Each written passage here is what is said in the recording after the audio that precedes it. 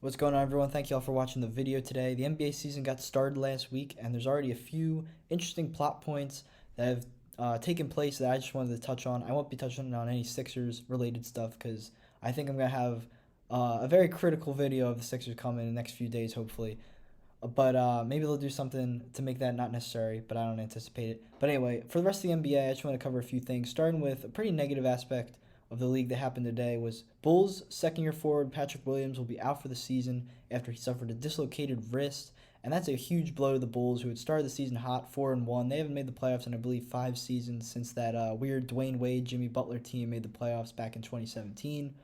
The Bulls, they were hoping Williams, he was the fourth pick in the draft last year. This is his second year in the league. He's a very versatile defensive player. They have high hopes for him in the future, and they were hoping he could fit in nicely with their new look starting five with Lonzo, Levine, DeMar DeRozan, Pat Williams, Nikola Vucevic was the anticipated starting five.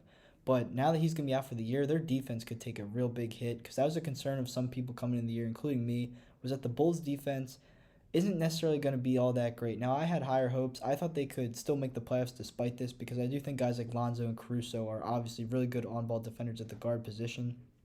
But other guys like Vucevic, DeRozan, Kobe White coming off the bench are very subpar defenders. And I thought Pat Williams, if he took the next step in his development in year two, could be a really crucial part to help shore up that Bulls defense.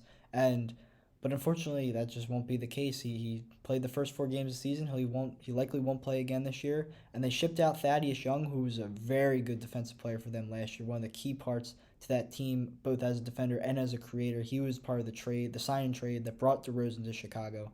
And now DeRozan, I know Billy Donovan was using DeRozan as a power forward in the closing lineups. He was playing Caruso over Patrick Williams, but that wasn't necessarily a big deal to me. Pat Williams was still playing about 27 minutes a game. That's a big part of the team. He was, I believe, sixth most in minutes per game.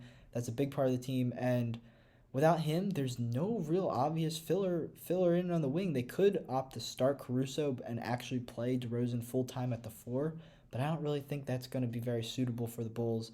And when you look at their backup forwards, it's a lot of either inexperienced guys or guys that we kind of know what they are. Guys like Derrick Jones Jr., who's okay, but he's not going to fill that void as a defensive stopper. Alize Johnson has not proven much in the NBA. Troy Brown has not proven much in the NBA. So it'll be interesting to see if the Bulls make a trade to try and shore up their defense, and hopefully they'll actually be able to keep up the momentum they've had early in the season thus far.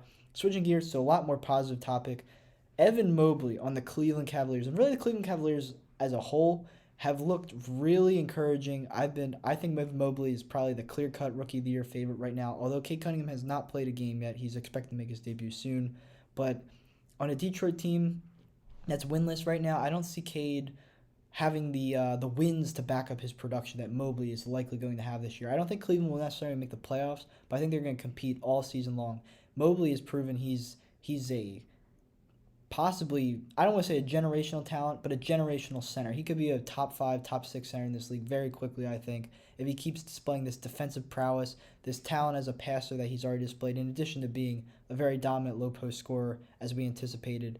And, Mobley slipped to third in the draft. Houston fell in love with Jalen Green. I disagreed with that pick, but I wasn't very anti-Jalen Green either. But I was a bit surprised that Mobley fell to Cleveland at third. And people were worried that would be a bit of a weird fit because they already had Jared Allen at center. They already had big men like Kevin Love and Lauri Markkanen on the team as well. They did trade Larry Nance to make a little bit of room. But what JB Bickerstaff has opted for is to play Lauri Markkanen, Mobley, and Jared Allen all together, and it's worked pretty decently. Jared Allen he gets the rebounds, he puts the low post, he gets the lobs. Mobley's kind of a creator, so he can kind of, even though he's playing power forward right now, although he's also kind of playing center at the same time, he's able to go out, and he can make threes as well, so he's able to go outside the paint. And Markkanen, he's always been a three-point shooter, so playing the 3 for him isn't even really that different from playing the 4. And you got guys like Ricky Rubio, Isaac Okoro coming off the bench. And Ricky Rubio and Kevin Love as well is coming off the bench for that team. Ricky Rubio and Kevin Love played together in Minnesota. They have that chemistry that they displayed back then when Kevin Love was really good. And Love, he is pretty. He was expected to be disgruntled in Cleveland, but I think he's been pretty solid off the bench for this team.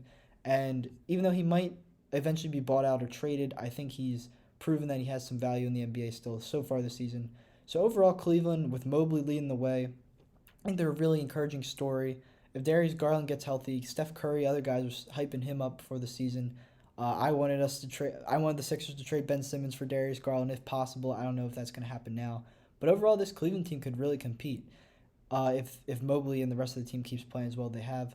And finally, one last team I wanted to touch on is the Los Angeles Lakers, who have looked not necessarily bad, but they have been very inconsistent, very ugly so far. I will point out that they are missing a lot of depth. Not Tim Hardaway Jr., Taylor Horton Tucker, Kendrick Nunn, Trevor Ariza, Wayne Ellington, a lot of bench pieces for this team are all out so far. I think Nunn will probably inherit that starting shooting guard role that Kent Bazemore has filled so far pretty inadequately, I would say. DeAndre Jordan, also not necessarily a starting caliber NBA player at this point. But the real topic of discussion is Russell Westbrook, who he's had some good games, he's had some bad games, but overall, I think the fit concern with LeBron James was valid.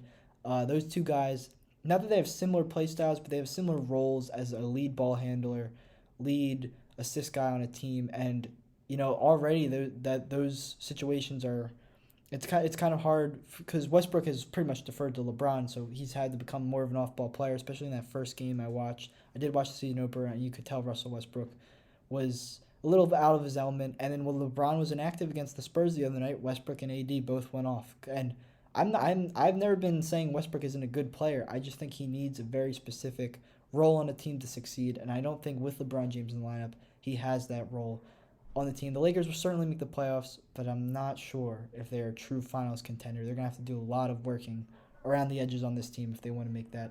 But overall, those are three things that caught my eye at the beginning of this NBA season, besides the Sixers stinking it up and playing terrible rotations. Hopefully that changes. I'm going to address that in a later video. But overall, it's been a fun first week of the NBA season. Thank you guys for watching. Make sure to subscribe to the channel and so you can keep up with the content. Thank you guys for watching.